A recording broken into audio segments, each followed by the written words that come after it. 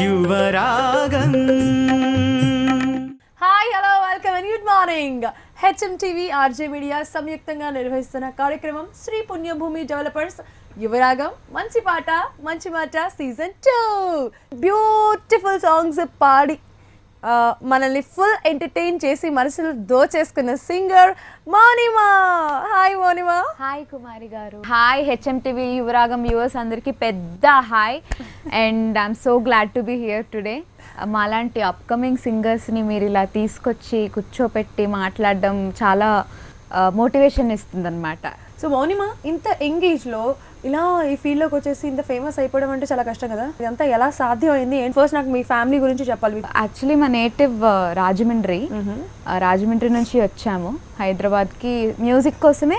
మా మదర్ నన్ను మా సిస్టర్ని కేవలం చదువు సంగీతం కోసమే హైదరాబాద్ షిఫ్ట్ అయ్యాము. మా డాడీ అక్కడే ఉండేవారు, రాజమండ్రిలోనే జాబ్ చేసేవారు, ఇక్కడ రామచంద్రపురం సైడ్. సో చాలా చిన్న పిల్లలం, మా అమ్మ ఒక్కతే, మా ఇద్దరిని చూసుకోవడం కొంచెం అప్పట్లో చాలా కష్టం అయ్యేది మా అమ్మకు కూడా. సరే మొత్తానికి స్క్రాచ్ నుంచి స్టార్ట్ అయింది అలాగా. దెన్ నా 5th స్టాండర్డ్ ఇక్కడే స్టార్ట్ అయింది హైదరాబాద్లో, 5th to 10th. Then intermediate. ఇంటర్లో యాక్చువల్లీ బైపీసీ తీసుకున్నాను డాక్టర్ అయిపోదా అని. Yeah, so I like doctors. 10th మా సైన్స్ సార్ చాలా ఇన్స్పైర్ చేశారు యాక్చువల్లీ, ఈ మెడిసిన్ డాక్టర్ నైస్ అది ఇది తీసుకున్నాను. కానీ ఏం చేస్తాం, ఎంసెట్ రాయలేదు. ఎందుకు రాయలేదంటే కరెక్ట్గా అదే టైంలో పాడుతా తీగలో పార్టిసిపేట్ చేశాను. ఎంసెట్ కోచింగ్ లేదు, పుస్తకాలు లేవు, అంతా అటకెక్కింది అది. ఏం తెలియని వయసు కదా, సో ఏమి రాదు కూడా అప్పటికి. రానప్పుడు ఏమీ తెలియనప్పుడు అసలు భయమే ఉండదు నన్ను అడిగితే. సీరియస్లీ బాలుగారి ముందు పెద్ద భయపడలేదు. అండ్ లక్కీగా సెమీఫైనల్స్ వరకు వెళ్ళగలిగాను ఆ కాంపిటీషన్లో. సెమీఫైనల్స్ లాస్ట్ రౌండ్లో ఎలిమినేట్ అయిపోయాను. మీరు అసలు బేసిక్స్ ఎవరి దగ్గర నేర్చుకున్నారు, ఎక్కడ నేర్చుకున్నారు? సరిగమలు ఫస్ట్ ఫౌండేషన్ పడింది మాత్రం కాకినాడలోనే ఖచ్చితంగా. ఆకుండి సత్యవతి గారని ఒక పెద్ద ఆవిడ ఉండేవారు మా ఇంటి చివరిలోనే, మా వీధి చివరిలోనే. ఆవిడే మాకు స్కూల్లో కూడా మ్యూజిక్ టీచర్. స్కూల్లో పెద్ద కాన్సన్ట్రేట్ చేసేవాళ్ళం కాదు, అంతమంది స్టూడెంట్స్ ఉండేవారు కదా. స్కూల్ అయిపోయాక రోజు ఇంటికి వెళ్ళి నేర్చుకునే దాన్ని నేను ఒక్కదాన్నే. మా చెల్లి లేదు, అదంతే, అది అంతే సీక్రెట్ అన్నమాట. అంటే ఏంటంటే నన్ను సంగీతానికి ముందుగా మా అమ్మగారికి చాలా పరమ పిచ్చి ఆర్ట్స్, ఫైన్ ఆర్ట్స్ అంటే. ఆవిడకి ఫ్యామిలీ సపోర్ట్ ఉండి కొంచెం బ్యాక్గ్రౌండ్ అది బాగుంటే ఆవిడే వచ్చేసేవారేమో, అంత యాక్టివ్ మా మదర్. కానీ కుదరలేదు కదా, సో మా ద్వారా తీర్చుకుందామని నన్ను సింగర్గా, మా చెల్లిని డాన్సర్గా చేద్దామని ఫస్ట్ అనుకుంది. మా చెల్లి కళ్ళు కొంచెం పెద్దగా ఉంటాయి, సో అందరూ డాన్స్ సెట్ అవుతుంది అని. మీ చెల్లి అంటున్నారు, నాకు అసలు ఏంటి చెప్పలేదు. చెల్లి పేరు చెప్పాలా? చెప్పాలిగా, చెప్పేయాలా? చెప్పేయాలి. అంత హైప్ ఎందుకులే, నన్ను అదర్ దాన్ దామిని భట్. దామిని అంటే తెలిసే ఉంటుంది నాకంటే. Actually she is quite popular and I'm proud of her. So ఇంట్లో రోజు పొద్దున్నే ఒక అరగంట ప్రాక్టీస్ చేసేదాన్ని. అది ఆ ప్రాక్టీస్ విని విని నాతో పాటు పాడేసేది వెనకాల. అప్పుడు మా మమ్మీ ఓకే దీనికి కూడా చాలా ఆసక్తిగా ఉంది సంగీతం అంటే అని చెప్పి సంగీతంలోనే దాన్ని కూడా చేర్చడం జరిగింది. తర్వాత హైదరాబాద్ వచ్చాం. బేసిక్స్లో నేర్చుకునే సాంగ్స్, దాంట్లో మీకు బాగా నచ్చిన సాంగ్ ఒకటి మా కోసం పాడి వినిపించారు. స్కూల్లో పెర్ఫామ్ చేయడానికి నేర్పించారు ఒకసారి పాట. తేనెల తేటల మాటలతో మన దేశ భాషని కొలిచెదమా, భావం భాగ్యం కూర్చుకొని ఇక జీవనయాగం చేయుదమా, ఇది నేర్పించారు. తర్వాత లలిత సంగీతం సాంగ్స్లో ఏంటంటే సర్ప్రైజింగ్లీ మా మమ్మీ క్యాసెట్ పెట్టి నేర్చుకుంటా లేదా అని, ఆవిడకి ఇష్టమైన పాటలన్నీ అలాగా. ఇప్పుడు వైకుంఠ ఏకాదశి వస్తుంది అంటే అన్నమాచార్య కీర్తన కాంపిటీషన్ ఆ పక్కన టెంపుల్లో అలా పెట్టేవారు, కండక్ట్ చేసేవారు. అప్పుడు బ్రహ్మ కడిగిన పాదము అని ఒక కీర్తన పాడాను. అది కూడా అంతే, తప్పులు తడకలేదు. ఇప్పుడైతే పర్ఫెక్ట్ అయిపోయి ఉంటారు కదా మొత్తం A to Z. సో ఇప్పుడు మా కోసం ఆ సాంగ్ పాడరా? ఓకే.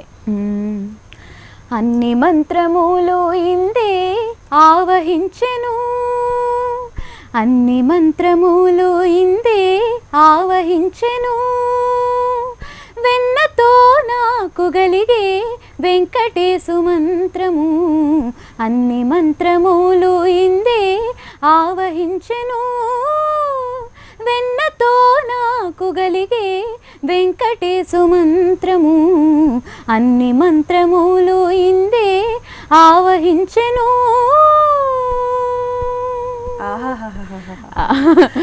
పాడుతా తీయగలకి వెళ్ళాను అన్నారు కదా, అది ఎవరి త్రూ వెళ్ళారు? న్యూస్ పేపర్లో సెలెక్షన్స్ ఉన్నాయి అని పడడం, తర్వాత టీవీలో బాలుగారి క్లిప్పింగ్స్ చూడటం చూసి అప్పుడు మా మదర్ అది కూడా మీ మదరే అంతే ఏది చేసినా మా అమ్మే వెనకాల. అంటే అఫ్ కోర్స్ మా డాడీ కూడా, మా డాడీ మా మమ్మీకి సపోర్ట్ చేస్తేనే కదా మా మమ్మీ మాకు సపోర్ట్ చేసేది. డైరెక్ట్ గా మా డాడీ మాకు సపోర్ట్ చేసేవారు కాదు. So it's like A to B, B to C, so A to C. Okay, so అలాగా పాడుతా తీగా సెలెక్షన్స్కి వెళ్ళాను. ఫస్ట్ ఎక్కడ అయ్యాయి? సారథి స్టూడియోస్లో అయ్యాయి, అమీర్పేట్. వెళ్ళి ఏం పాడాను సెలెక్షన్స్లో? ఏం పాడారు? ఏం పాడని గుర్తు రావట్లే. దోబోచులాటేలరా అది ఇంకా పలుకే గోరింకా, ఈ రెండు పాడాను. నాకైతే ఇదే కావాలి. ఓకే. దోబోచులాటేలరా గోపాల దోబోచులాటేలరా గోపాల నా మనసంత నీవేనురా దోబోచులాటేలరా గోపాల నా మనసంత నీవేనురా. ఫైనల్ రౌండ్ RFCలో అయింది. బాలుగారి ఫైనల్ రౌండ్ కాబట్టి ఆయనే జడ్జ్ చేశారు. అప్పుడు అందగాడ సాంగ్ పాడాను ఘర్షణలో. అబ్బా, నాకు అసలు నా మెమరీ ఇంత బాగుంటుందని నాకు ఇప్పుడే తెలిసింది. అన్నీ గుర్తున్నాయి నాకు. మీరు ఇలా ఒక్కొక్క సాంగ్ నేను పాడించుకుంటూ ఉంటా, మళ్ళీ మీరు నన్ను తిట్టుకోకూడదు, ఓకేనా? ఎందుకంటే సింగర్స్ తిట్టుకుంటారా పాడిస్తే? అంటే తెలియాలి కదా మీ మనసులోనే మాట మా వ్యూయర్స్ కి. ఓకే, సో అందగాడ సాంగ్ పాడాలి. ఓకే. అందగాడా అందగాడా అందాలన్నీ అందుకోరా అల్లుకోరా గిల్లుకోరా అందమంతా నీదిరా మల్లె మొగ్గ రమ్మంటోందో ఎందగాడ పూల పక్క ఆకుబక్క అందుకోరా సుందరా గోదారల్లే నాలో పొంగే కోరికమ్మ నీదేలేరా నోరూరించే ఆడబొమ్మ ఆడుకోరా పాడుకోరా రాత్రిరంతా హాయిగా. మీ లైఫ్లో బాగా ఇన్స్పైర్ చేసిన వ్యక్తి కానీ మనిషి కానీ సాంగ్ కానీ ఏదైనా ఉందా? ఫస్ట్ ఆఫ్ ఆల్ ఇన్స్పిరేషన్ అంటే కర్ణాటక సంగీతం మీద బాగా ఇంట్రెస్ట్ పెరిగింది మటుకు మా గురుగారు వైజర్స్ బాలసుబ్రహ్మణ్యం గారి వల్ల. చాలా ఇష్టం నాకు ఆయన అంటే, ఆయన్ని చాలా full of admiration. And after him it's definitely Keeravani గారు.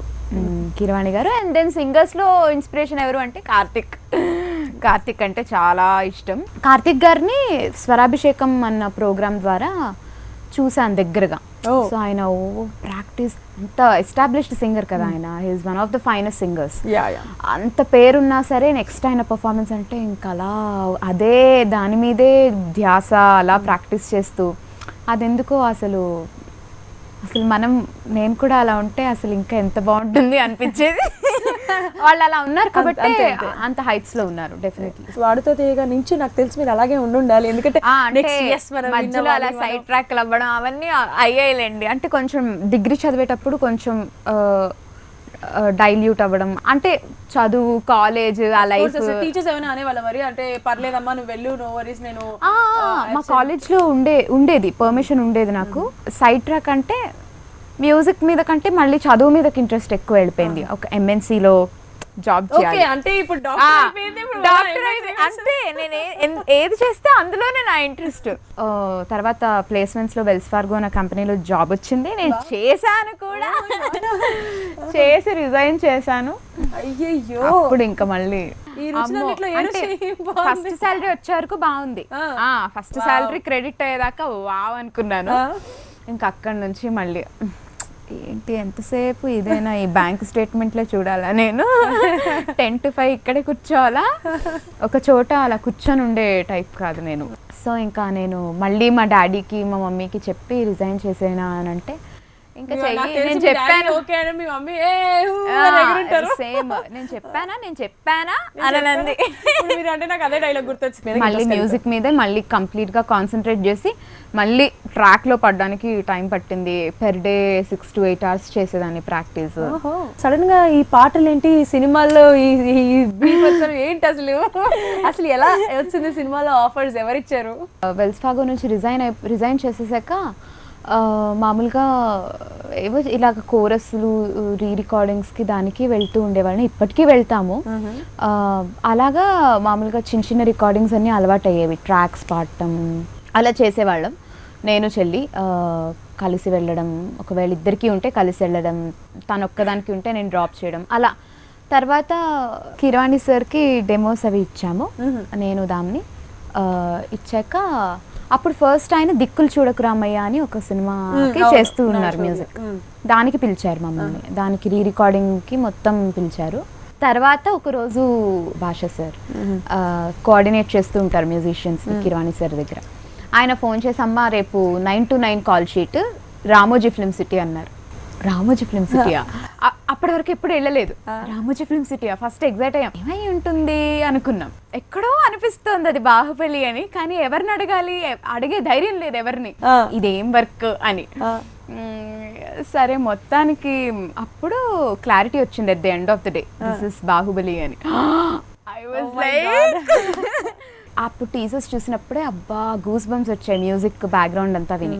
నేను దాన్ని అసలు ఇలాంటి సినిమాలో ఒక రికార్డింగ్ బిట్ పాడినా చాలు కదా దాన్ని జన్మకి అనుకున్నాము, నిజంగా అనుకున్నాం. ఐ స్వేర్ బ్లెస్సింగ్ ఏంటో తెలీదు, సడన్ గా అలా తదాస్తు అన్నారు. రికార్డింగ్ మొత్తం పాడాం మేము మూవీకి మొత్తం. It's a great experience.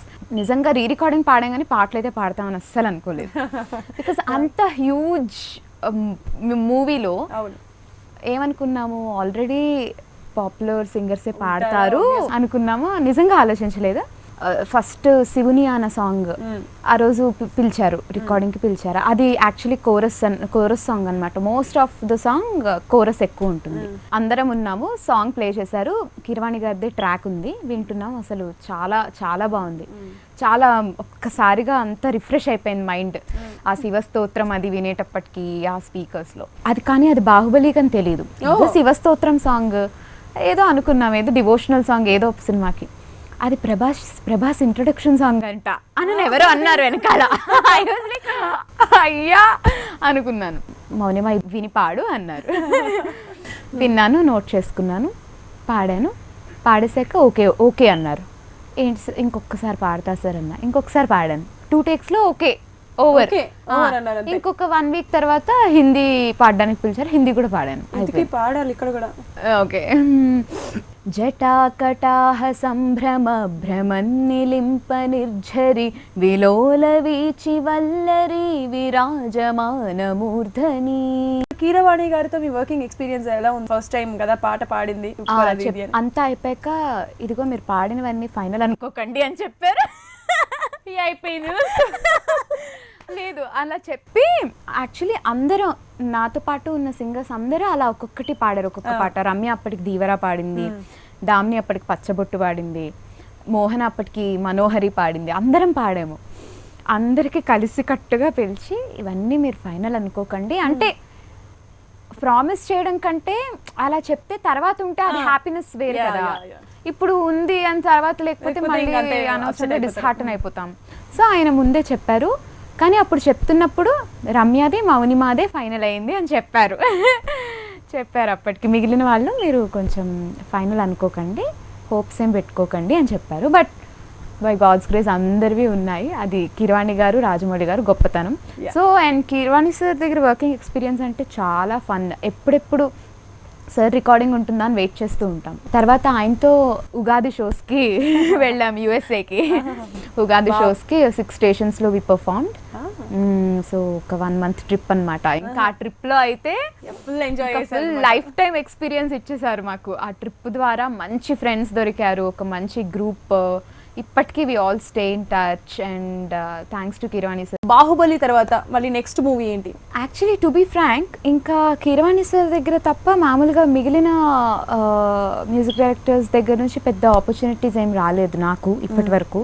So after that size జీరోలో again we worked for recording size zero and then title ట్రాక్లో యాక్చువల్లీ నలుగురం కలిపి పాడిన ట్రాక్ అది actually size zero Tamil and అంటే నాకు గుర్తొచ్చింది యాక్చువల్లీ ఇందాక మీరు పాడిన సాంగ్ని హిందీలో కూడా పాడారు కదా మీరు? అవును, కైలాష్ ఖేర్ గారు పాడారు. అంటే I shared a song with him. Kailash Kher మౌనిమా అని ఉంటుంది ఒక్క సాంగ్. ఓకే, అది యాక్చువల్లీ మెయిన్ పాడింది నీతి మోహన్ అని Bollywood singer. We just supported her, కానీ even that song was fun working.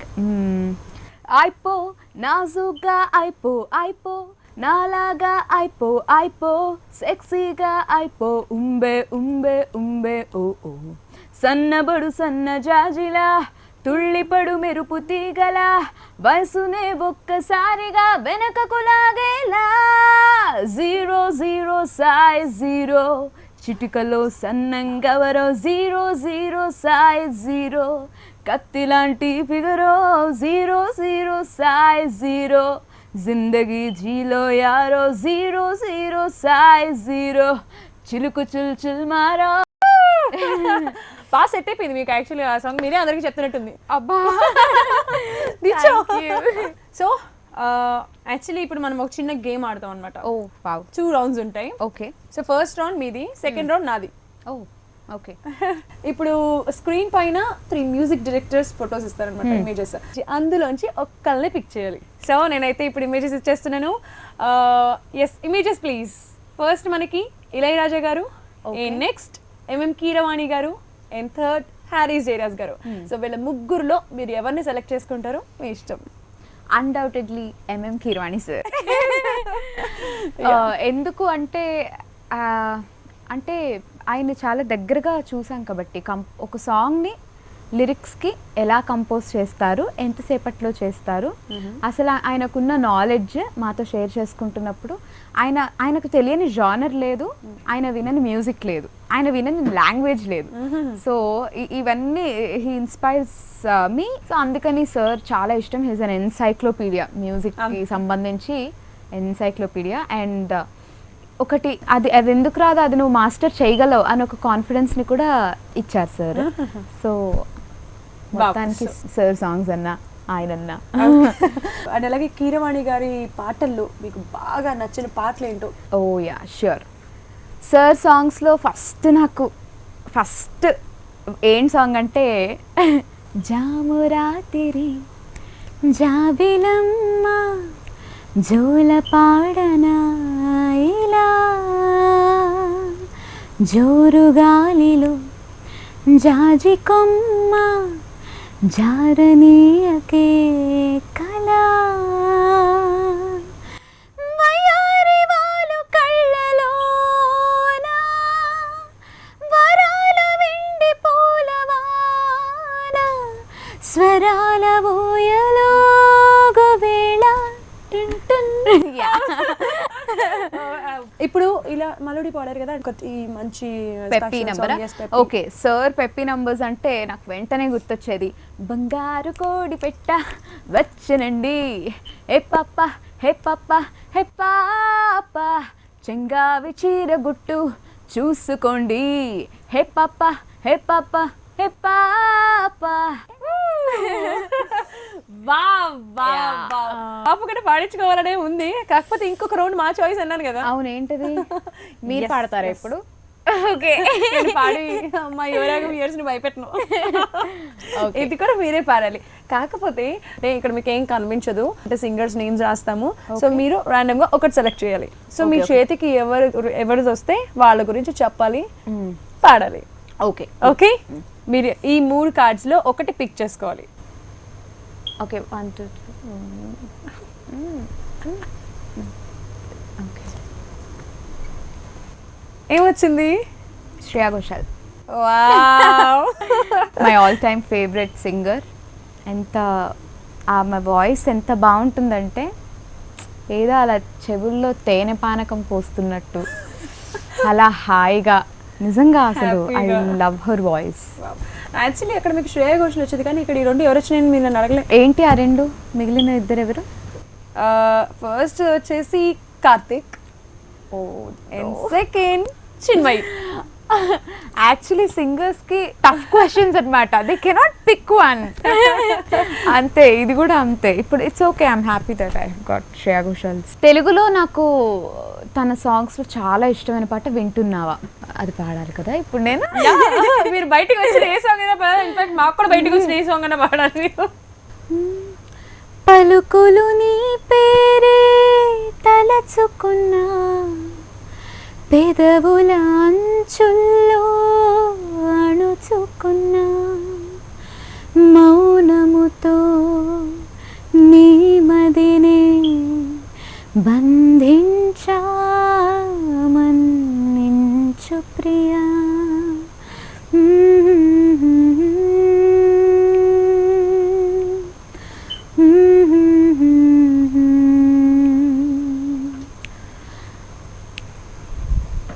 తరిమే వరమా తడిమే స్వరమా, ఇదిగో ఈ జన్మ నీదని అంటున్నా, వింటున్నావా వింటున్నావా వింటున్నావా. Super Mounima, super super super. ఇంకా ఇంతకు మించి మాటలు చెప్పలేను, కానీ ఒకటైతే నేను ఇవ్వగలను. ఏంటి, ఏమిస్తారు? మీరు చూడగలదు. మీరు కళ్ళు మూసుకొని మంచిగా గిఫ్ట్ ఇస్తా మీకు. సింగర్స్ కి గిఫ్ట్ హెడ్ ఫోన్స్, ఐపాడ్ ఇస్తున్నారా? కాదు, ఏదో ఒకసారి మీరు కళ్ళు తెరవండి. ఏదో హ్యాంపర్ అంటే ఏమో, హ్యాంపర్ బ్యూటీ ప్రొడక్ట్స్ ఉంటాయి కదా, అర్థమైంది. అంటే గర్ల్ అమ్మాయిలకి అదే ఇస్తారు కదా. అంటే ఎలాగో అందంగా ఉన్నారు, ఇంకా అందంగా థ్యాంక్ యూ సో మచ్. ఇంకా సూపర్ సూపర్ గా రెడీ అవ్వడానికి మా బెల్లో హెర్బల్ ప్రొడక్ట్స్ నుంచి beautiful herbal products. Awesome, very actually herbal products are good for skin అంటారు. నేను ఇది యూస్ చేసి చెప్తాను మీకు. సో ఫ్రెండ్స్, చూసారు కదా ఈరోజు ఎంత బాగుందో మన యువరాగం.